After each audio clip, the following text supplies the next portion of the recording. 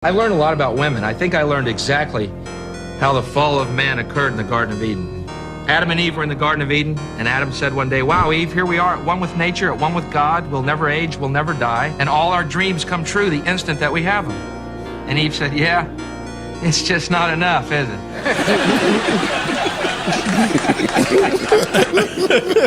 No, that's not funny. I was just waiting for more. So that was. She walked straight into that one. Women will always expect you, the man, to give them more. The trick is to make them realize that every day you stay with them is a gift to be cherished because you're not kissing her ass left and right. You want a high-value man?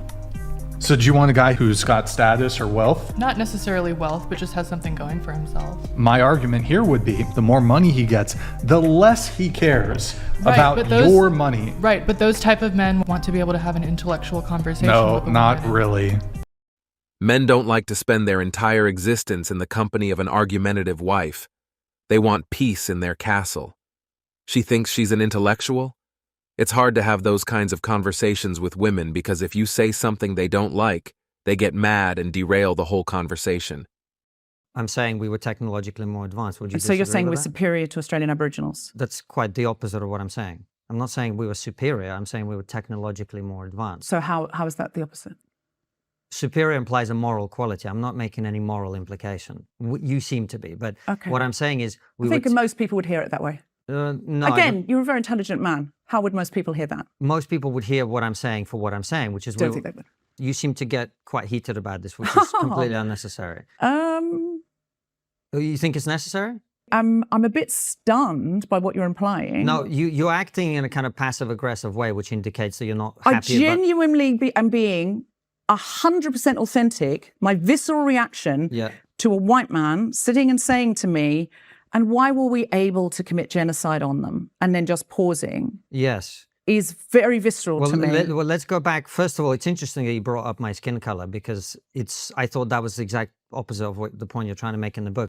Her book is literally called How to Have Tough Conversations, and she proceeds to be incapable of having one. She represents everything wrong with Western modern-day society. Why'd y'all get divorced? Because of me. I primarily was the reason. And so Hold on, tell me about that. Because I don't believe that. Might have been some of you. I had an emotional affair. And so And you I both ended chose it. that you couldn't work through an emotional affair after 4 kids? Yeah, we'd already tried to work through other things. Okay. Well, I want to separate what you did, have an emotional affair, with a choice to end a marriage. Because you can fall for somebody. You can have deep emotional connection with somebody and all that. And you can also choose to cut that off and to reimagine and rebuild your marriage if you're both in. She said they had already been working on other stuff. The affair was just the last thing, not the only cause. Why the hell am I getting remarried? Because I'm dead. You know how much work I had to put in just to marry you? And how much time and effort I put into this relationship? Why the hell would I go searching for something else? Listen, I'm 41 years old, okay? To get back in the dating world, you'd like walk out there. Wouldn't even know what to do. I'd walk out there and be like, hi, I'm Shane. They'd be like, hi, I'm a shark. What if you're old? If you die, I'm going with you, okay? We're going out together holding hands, same plot, Like whatever. in the Notebook? I don't care. Yeah, I don't. Do you know how rough that would be on me? That's why I have to go first, not you. Like, screw that. Are you planning on dying with me when I go then? Yes. Like, are we going to Romeo and Juliet? First of all, men hate these relationship test questions. Second of all, if you take the wife out of this video and you just make it about this man being newly single, this is exactly how so many men in their 40s that are single feel. Respect, brother. My dad died in '96. Mom, 25 years later, she never once dated or chose another.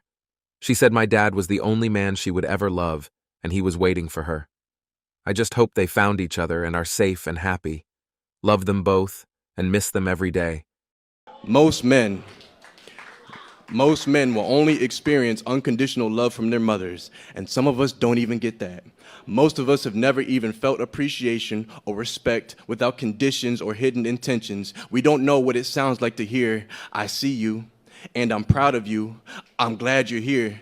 You really make a difference, yet the expectation is to constantly be displaying the strength and love that the world is hesitant in conveying. We're expected to have a thick skin but get judged if it turns to a hard shell. The first step in— This did it for me. Thank you. I'm deleting my dating apps and focusing on myself until a woman actually approaches me. If not, their loss. To all the young gentlemen just noticing the fairer sex, here's a tip. Do not date an ambitious girl. Okay? If that you meet her in college and she's talking about how she wants to do this and she wants to do that and accomplish this and accomplish that and she wants to be the big dog CEO of some company, leave her. Immediately. Run. You will, trust me, you will save yourself a massive amount of headaches. Ambitious boss babe bitches are nothing but a fucking headache for a man. And honestly, considering they pretty much act like men, might as well just date a dude. Once again, a laser beam focus on reality is presented. Pornography is an addiction. So think about it. OnlyFans can be to somebody because it's a subscription-based program per profile, like gambling. Yeah. Or like an addiction. Like you're addicted to looking at this person. You're addicted to this type of look and this type of fantasy.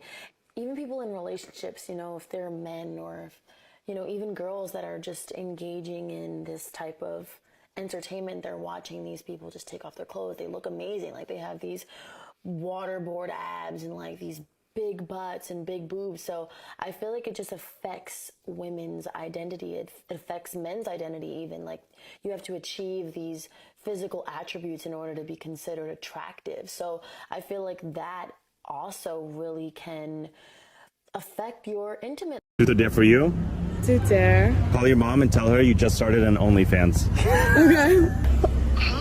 Hi, Mom. I have news to tell you. Okay. I started like a little business thing. Oh yeah? It's called OnlyFans. Okay. Isn't that sick? Are you happy for me? I'm so happy for you. Look it up. Okay, OnlyFans. Yeah. I'm gonna look it up right now. Okay. Oh no. Would you let your girlfriend do OnlyFans? Bro, fuck no, bro. That's bad for business, bro. That's all the way bad. Why would I want other niggas to pay for my girl and see her body when that's only for me to see? Why would I want the whole world to see that, bro? That's bad for business, bro. That's bad question. Boy, am I glad I am taking myself out of the dating pool. I thought the church would be the best place to find a woman, but even there, issues exist. Lord, please save us. Thanks for watching Sigma Traits. As always, we're looking forward to your support. So please hit the like button, share this video with your friends, and subscribe to the channel to stay updated with everything.